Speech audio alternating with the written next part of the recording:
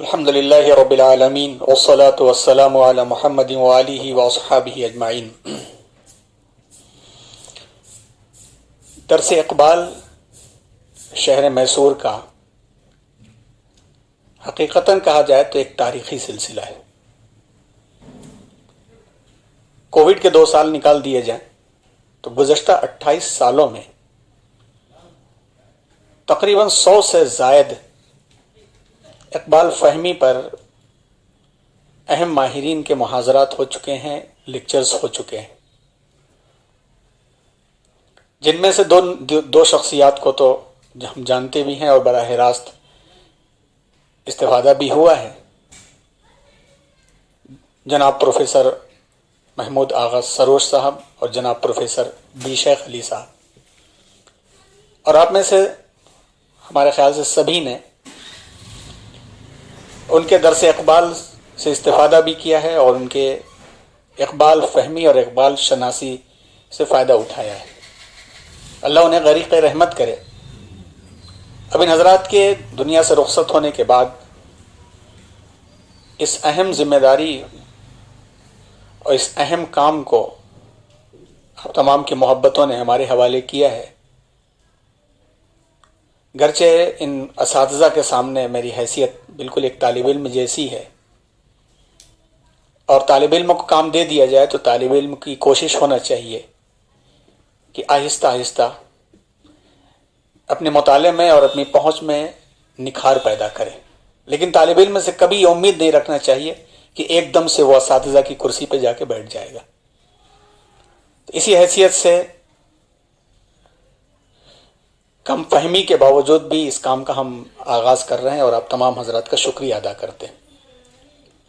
دوسری بات، اپنی بات کو اس درس کو شروع کرنے سے پہلے یہ ہم ذہن میں رکھیں کہ 20ویں صدی میں جن شخصیات نے اسلامی فکر اور تہذیب پر ٹھوس علمی لٹریچر پیش کیا ہے،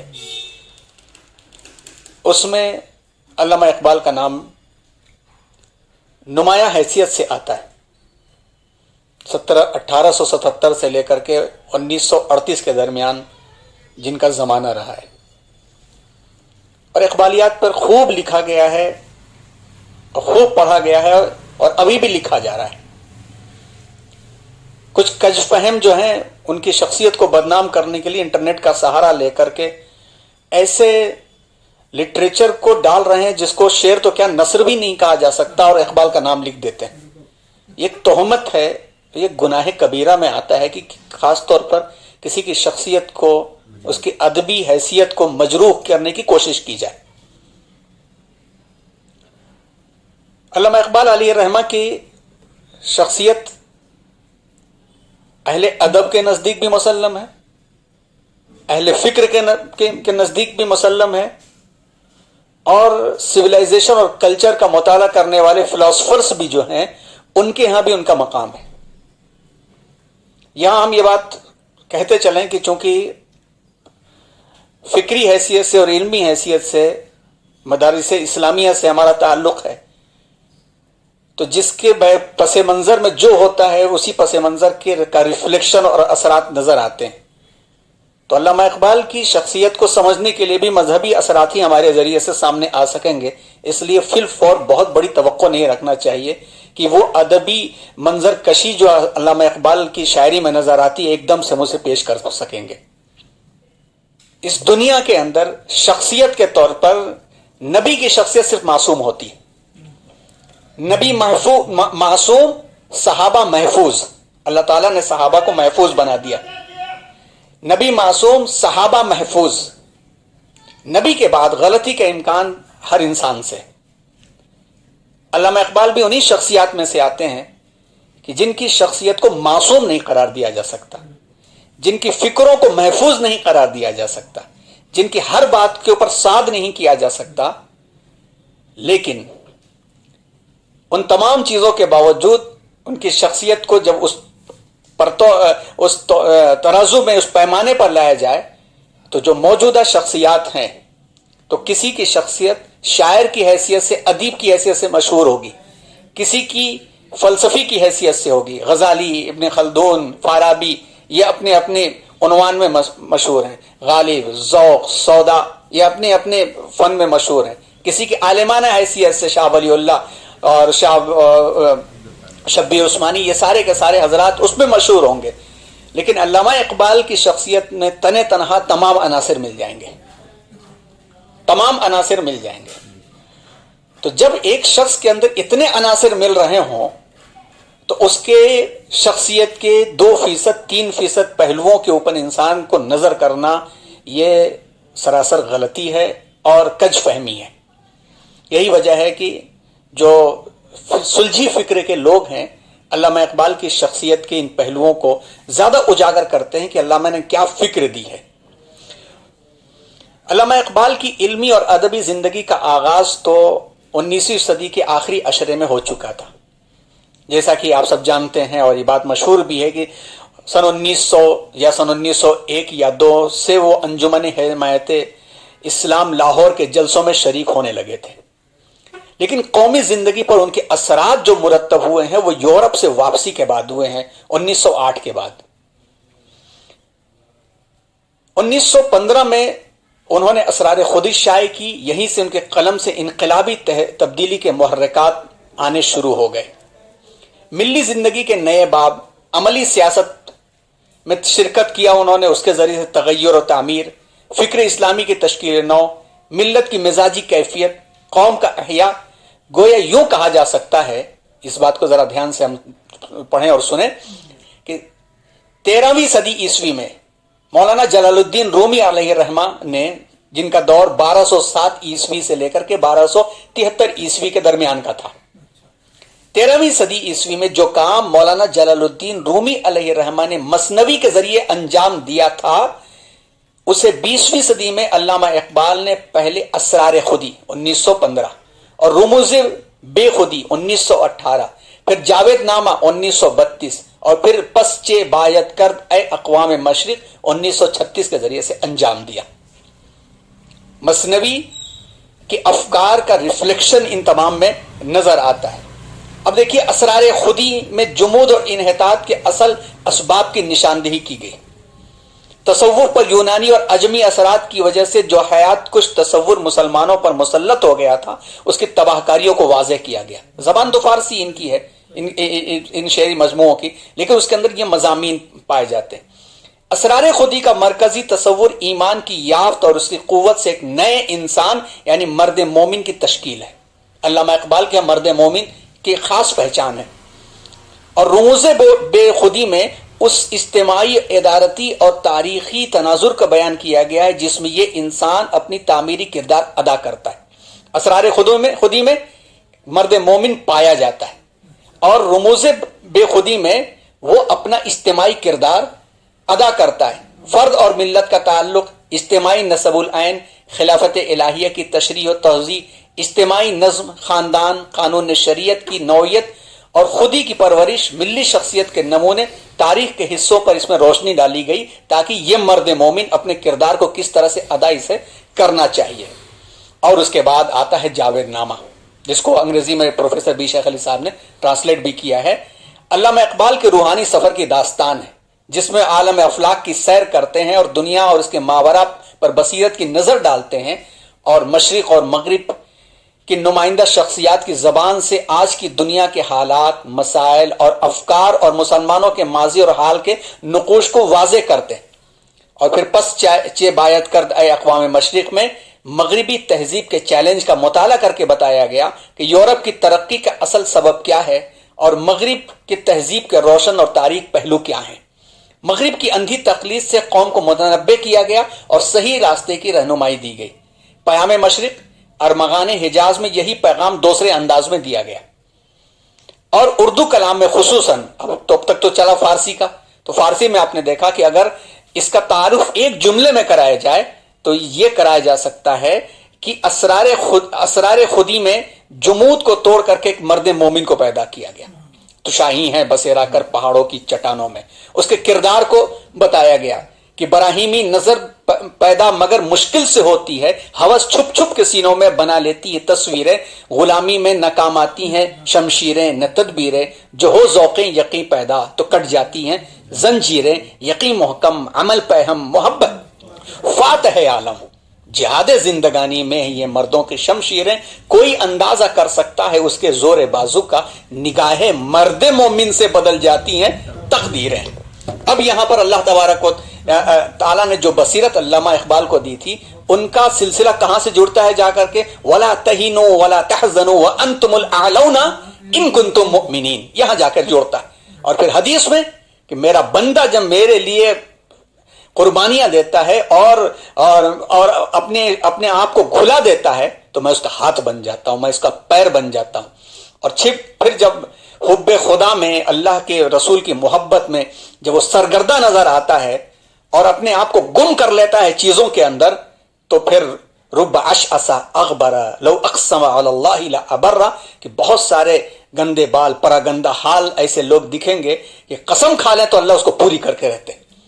تو پتہ یہ چلا کہ اسرار خودی میں مومن کو بتایا انہوں نے، اسرار اور رموز بے خودی میں مومن کے کردار کو بتایا انہوں نے، اور اس کے بعد دنیا کی قیادت اور سیادت کیسی ہونی چاہیے آگے کے مجموعوں میں بتایا، اور چلتے چلتے بانگے درا کہ قومی نظموں اور بال جبریل کی ولولہ انگیز غزلوں میں اور ضرب کلیم کی بے باک رجز میں دیکھا جائے، جس میں خود علامہ اقبال نے ضرب کلیم کے بارے میں بتایا ہے کہ دور حاضر کے خلاف یہ جنگ ہے میری، قرار دیا ہے۔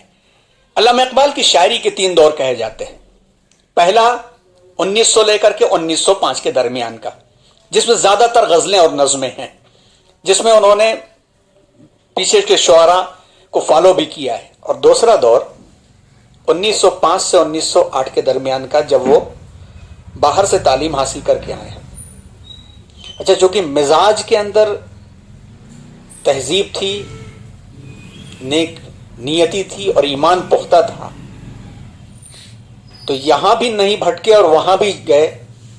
تو وہاں سے واپس آنے کے بعد جن شخصیات کے بارے میں کہا جاتا ہے کہ مغرب کی عروج کے دور میں وہاں گئیں اور جا کر کے واپس بغیر متاثر ہوئے آئیں، 2 شخصیات ہیں، ایک مولانا محمد علی جوہر اور دوسرے علامہ اقبال کی۔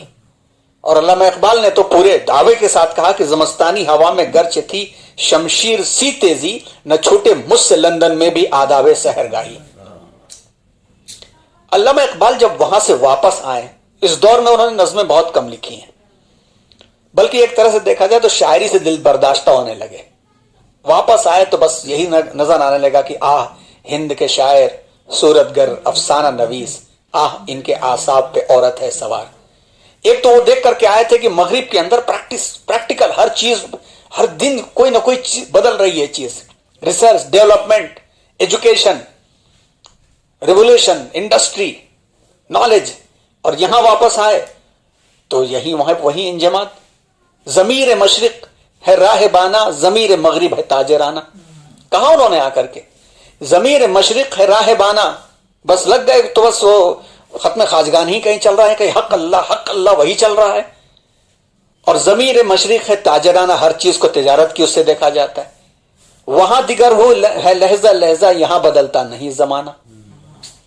حریف اپنا سمجھ رہے ہیں خدایان خانقاہی، حریف اپنا سمجھ رہے ہیں مجھے خدایان خانقاہی، انہیں یہ ڈر ہے کہ میرے نالوں سے شک نہ ہو سنگ آستانہ۔ خبر نہیں کہ کیا ہے نام اس کا، خدا فریبی کی خود فریبی، عمل سے فارغ ہوا مسلمان بنا کے تقدیر کا بہانہ۔ بدل ہو گئے تھے علامہ اقبال، بدل ہو گئے تھے، لیکن پروفیسر آرنالڈ نے ان کو کہا کہ آپ کو لکھنا چاہیے، اور علامہ اقبال نے لکھا، اور لیکن رخ کیا ہوا، فارسی کی طرف چلا گیا، کیونکہ فارسی کا دامن وسیع تھا اردو کے مقابلے میں۔ اور پھر فارسی میں جو لکھا کلام، جس کا تعارف ہم نے کرایا کہ صحیح دیکھنا ہے کہ مرد مومن کا کردار اور مقام تو فارسی کلام کو دیکھنا چاہیے۔ انشاءاللہ یہ سلسلہ چلتا رہے، آگے بھی چلے انشاءاللہ، اس کو اور آگے مزین کرنے کی ہم سب کوشش کریں، تو فارسی کے کلام کی طرف بھی توجہ کرنے کی ضرورت ہے۔ तीसरा दौर 1908 के बाद अल्लामा इकबाल का शुरू हुआ, जिसके बारे में डॉक्टर जावेद इकबाल जो अल्लामा इकबाल के बेटे थे उन्होंने कहा कि असल दौर मफहूम है उनका, ये दौर है, इसके पहले का दौर कहा जाए तो वालिद साहब की शायरी का दौर जाहिलियत था। उनका कहना है, खैर वो दौर जाहिलियत हम लोग तो नहीं कह सकते भाई, हम सबके हजारों से बढ़ करके वो उनकी बातें थी, लेकिन तनकीद के यानी इल्मी नक्द के पैमाने पर देखा जाए तो इनकलाबी जो किरदार आता है, मिजाज बदला बदला, शायरी, पैगंबरी, फलसफा सब मिलकर के उनकी शख्सियत को एक इनकलाबी किरदार में ढालते हैं। और बांगे दरा खास तौर पर उसमें जिसमें से ये गजल ली गई है, अब आते हैं बांगे दरा के उन्वान पे, कि सबसे मशहूर उनका शेरी मजमुआ अल्लामा इकबाल का कहा जाता है, जिसने असल में आपको शोहरत की बुलंदी अता की। 1924 में ये बांगे दरा शाये हुआ और अपने अंदाज और बयान की बुनियाद पर हाथों हाथ लिया गया, क्योंकि इसमें सबके लिए कुछ ना कुछ था। कौमियत वालों के लिए देखिए तो सारे जहां से अच्छा हिंदोस्तां हमारा, हम बुलबुलें हैं इसकी ये गुलसिता हमारा। गैर कौमों के लिए देखिए तो उसमें श्री रामचंद्र जी के बारे में है, स्वामी तीरथ नाथ के बारे में है, और फिर नानक ने जिस जमीन पर वहदत का गीत गाया, इस तरह की नज़में भी मौजूद है उसके अंदर। बच्चों के लिए देखिए तो आज भी बच्चों में लपे आती है, दो अमन के तमन्ना मेरी गुनगुनाई जाती है नज़म। मकड़ा, मक्खी, पहाड़, गिलहरी, परिंदे की फरियाद, आता है याद मुझको गुजरा हुआ जमाना, वो बाग की बहारें, वो सबका चहचहाना, आजादियां कहाँ वो अब अपने घोंसले की, अपनी खुशी से आना, अपनी खुशी से जाना, लगती है चोट दिल पर, आता है याद जिस दम, शबनम के आंसुओं पे कलियों का मुस्कुराना। क्या तखय्युल है, कौन कह सकता है भाई। किसी जमाने में मशहूर था दिल्ली और लखनऊ वालों की चपकलिश के रगे गुल से बुलबुल के पर बांधते हैं। अजीब अजीब किस्म की रिवायात हैं, हालांकि कोई सही नहीं, कोई गालिब की तरफ मंसूब करता है, गालिब का नहीं है। बिस्मिल के नाम से लोग ज्यादा कहते हैं कि जो है जज ने ये मिसरा दिया था, उन्होंने कुछ कहा नहीं, लेकिन बाहर आकर के कहा कि अदालत खफीफा में उल्लू के पट्टे रगे गुल से बुलबुल के पर बांधते हैं। लेकिन तखय्युल सिर्फ अदबी मुहाकात का नाम नहीं होता है, तखय्युल देखिए, शबनम के आंसुओं पे कलियों का मुस्कुराना, वो प्यारी प्यारी सूरत, वो कामनी सी मूरत, आबाद जिसके दम से था मेरा आशियाना। ये नज़म पढ़ने के बाद वो जो पिंजरों में तोते बंद होते थे, खड़े होकर देखो तो लगता था बोल रहे हैं वही। अल्लामा इकबाल ने जो लिखी है नज़में, तो सिर्फ यही नहीं कि कौमियत वाले हों या गैर कौमों वाले हों, अदब वाले भी तलाशते उसके अंदर।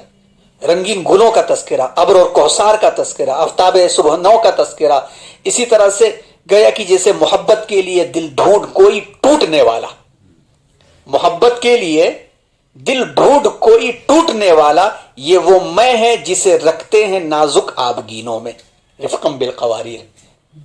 कहां से कहां अल्लामा इकबाल की खासतौर पर बांगे दरा के अंदर। और फलसफियों के लिए भी देखिए तो माखज़ हयात का तस्करा मिल जाएगा, अंजाम हयात का तस्करा मिल जाएगा, शऊर ज़ात का तस्करा मिल जाएगा, खुदी इश्क और हुस्न, ये खास अल्लामा इकबाल के जो तखय्युलात है वो मिल जाएंगे। और फिर मुस्लिहीन और मुफक्किरीन और दीन से जुड़े हुए लोगों के लिए तो देखिए तो मर्द मोमिन के लिए खास तौर पर तुराज़े कुन फ़क़ा हैं, अपनी आंखों पर अया हो जा, खुदी का राज़दां हो जा, खुदा का तर्जुमा हो जा, खुदी में डूब जा गाफिल, ये सिर्र जिंदगानी है, निकल कर हल्क़े शामो सहर से जावेदा हो जा।